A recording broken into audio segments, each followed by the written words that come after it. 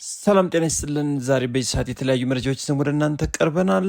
በነዳጅ የሚሰሩ ተሽከርካሪዎች ወደ ሀገር ውስጥ እንዳይገቡ ታገዱ። በአዲስ አበባ ውስጥ ቤት፣ ቦታ፣ መሬት እንዲሁም አፓርትመንት ህንፃዎችም ዋጋቸው ቀነሰ ተባለ። እያንዳንዱ መረጃ እንነግራችኋለን። በተጨማሪም በአዲስ አበባ ውስጥ የጋራ መኖሪያ ቤት ተጠቃሚዎች የሽያጭ ውል ባለመፈጸማቸው መንግስት ጥብቅ ማስጠንቀቂያ አውጥቷል። በተጨማሪም በኢትዮጵያ የጅምላና የችርቻሮ ንግድን ለውጭ ባለሀብቶችና ኢንቨስተሮች ፍቃድ መሰጠቱ ተሰምቷል። እነዚህን እንዲሁም ሌሎች በርካታ መረጃዎችን አብራችሁ ትሰማላችሁ። ወደ መረጃው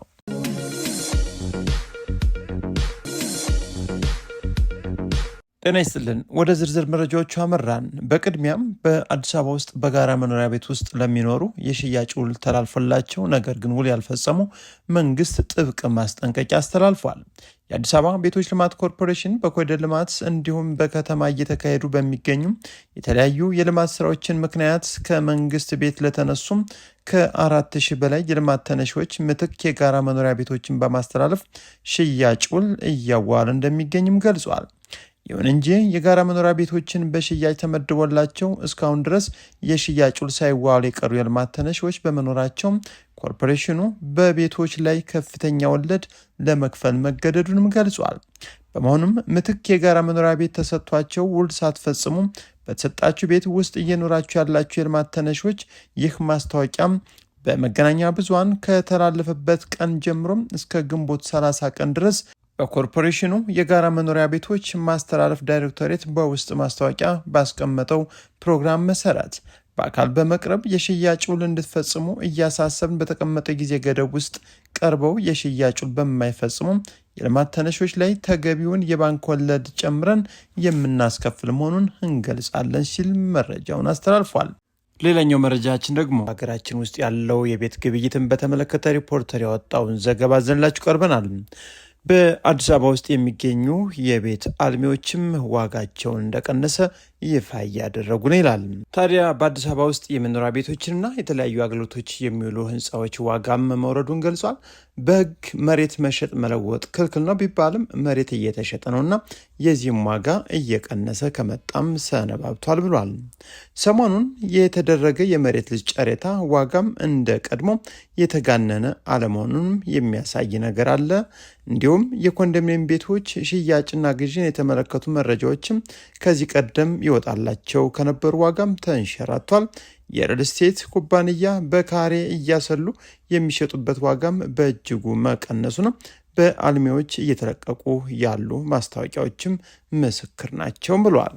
የቤቶች ዋጋ እንዲቀንስ ካደረገው ምክንያት ደግሞ የሪል ስቴት ሽያጭ ብዙ ገበያው ከኢትዮጵያ ውጭ ያሉ ገዢዎችን የሚያበረታታ ስለነበረ ግብይቱም በውጭ ምንዛሬ የሚፈጸም ነበር።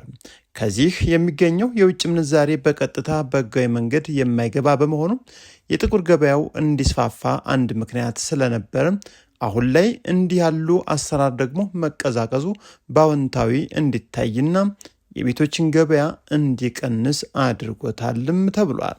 በኢትዮጵያ ውስጥም እንደ ትልቅ ንብረት የሚታዩት እነዚህን ቤትንና መሰል ግንባታዎች በቀደሙ ዋጋዎችም ሊሸጡ አለመቻላቸውን ብቻም ሳይሆን እነዚህን ንብረቶች ለመግዛት ገበያ የሚወጡ ሰዎችም መቀነሳቸውን ነው ይፋ ያደረገው።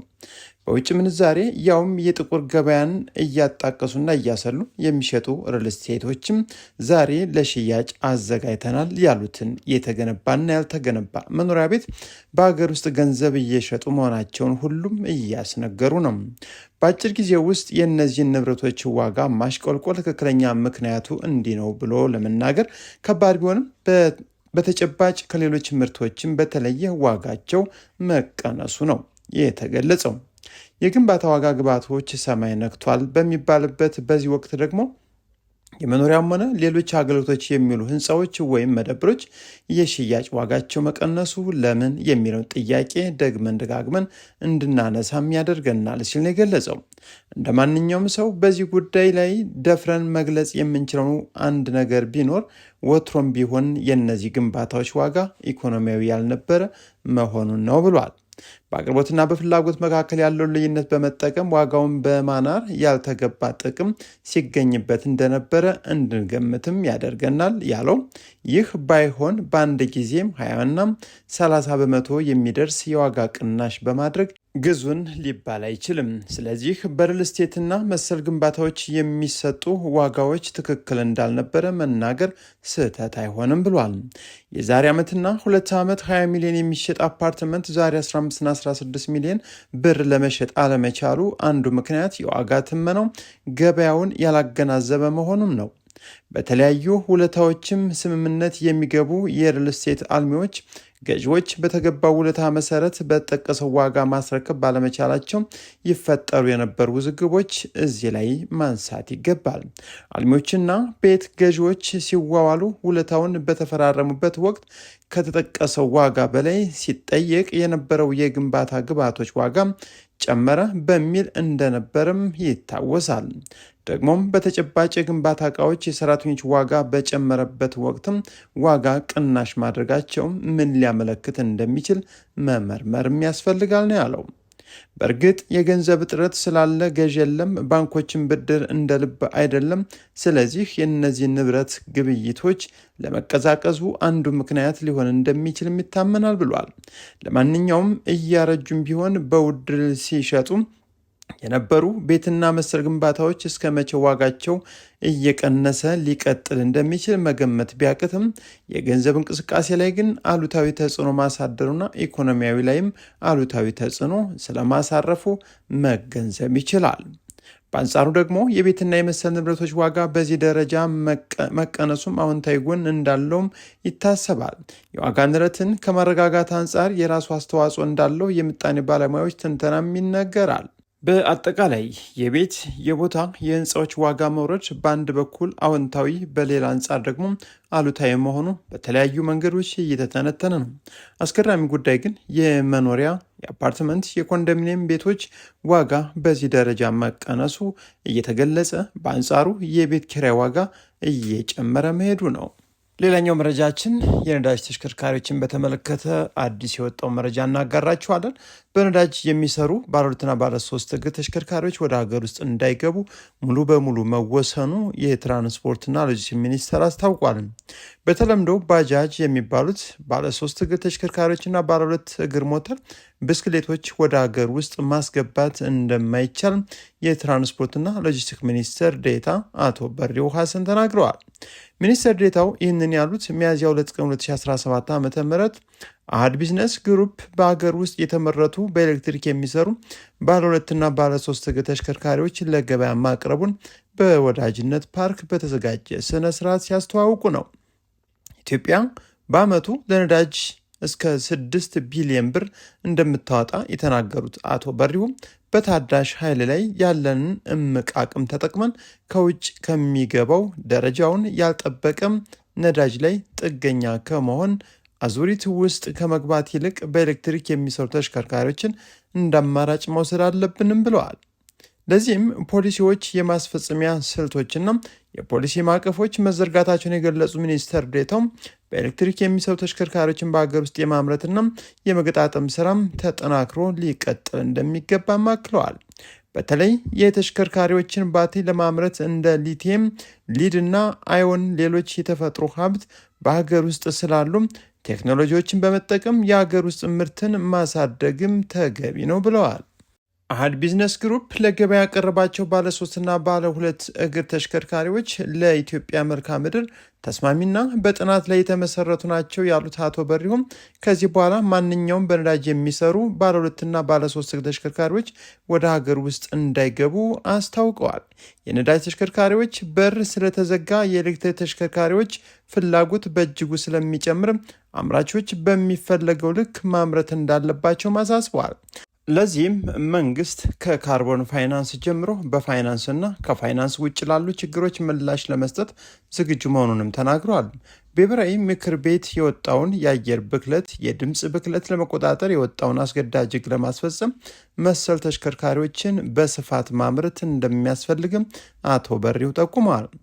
ኢትዮጵያ የአየር ብክለት ለመከላከል ከምታከናውናቸው ስራዎች አንዱ የአረንጓዴ ልማት ማረጋገጥ መሆኑን የተናገሩት የኢንዱስትሪ ሚኒስትር ዴኤታ አቶ ታረቀኝ ቡሉልታም ናቸው። ኢትዮጵያ የኤሌክትሪክ ተሽከርካሪን በመጠቀም ረገድ ከአፍሪካ አገሮች ግንባር ቀደም ሆናለች ያሉት ሚኒስትር ዴኤታው በአጠቃላይ ወደ 100 ሺህ የሚጠጉ በኤሌክትሪክ የሚሰሩ ተሽከርካሪዎች መኖራቸውን አብራርተዋል።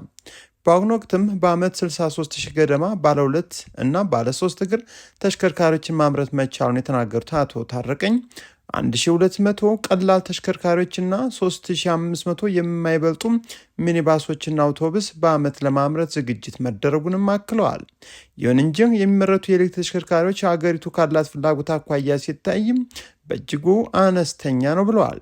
የትራንስፖርትና ሎጂስቲክስ ፍላጎት እጅግ ከፍ ያለ መሆኑን አገር ውስጥም በመገጣጠምም ሆነ ሙሉ በሙሉ በማምረት የተገነባው አቅም ዝቅተኛ ነው ያሉት ሚኒስትር ዴኤታው ይህ ማለት ተጨማሪ ኢንቨስትመንት እንደሚጠይቅም የሚያሳይ ነው ብለዋል። የአምራች ኢንዱስትሪው ፖሊሲው ለአምራቾች ቅድሚያ የሰጠ ነው ያሉት አቶ ታረቀኝ መንግስት ተኪ ምርቶችን በልዩ ሁኔታ እንደሚያበረታታም ገልጸው ሁሉን ነገር ከውጭ በማስመጣት ጠንካራና ተወዳዳሪ ኢኮኖሚ መገንባት እንደማይቻልም አክለዋል። ለኤሌክትሪክ ተሽከርካሪዎች ከጸደቁት ስትራቴጂዎችም አንዱ መሰረተ ልማቶችን መለየትና ማሟላት እንደሆነ የገለጹት ሚኒስትር ዴኤታው በአሁኑ ወቅት በአጠቃላይ 2226 የኤሌክትሪክ ተሽከርካሪዎች ቻርጀር ማድረጊያ እንደሚያስፈልግም ተናግረዋል። ከነዚህ ውስጥም 1176 ያህሉ በአዲስ አበባ፣ ቀሪዎቹ ደግሞ በክልል ከተሞች እንደሚተከሉ ተሽከርካሪዎችን ማምረት እንዳለ ሆኖም ፈጣን ቻርጀር ማድረጊያዎችን ከመትከል አኳያ ያለውን የፋይናንስ ክፍተት ለመሙላት የግል ባለሀብቶች በትኩረት ሊሰሩበት እንደሚገባም ጥሪ አቅርበዋል።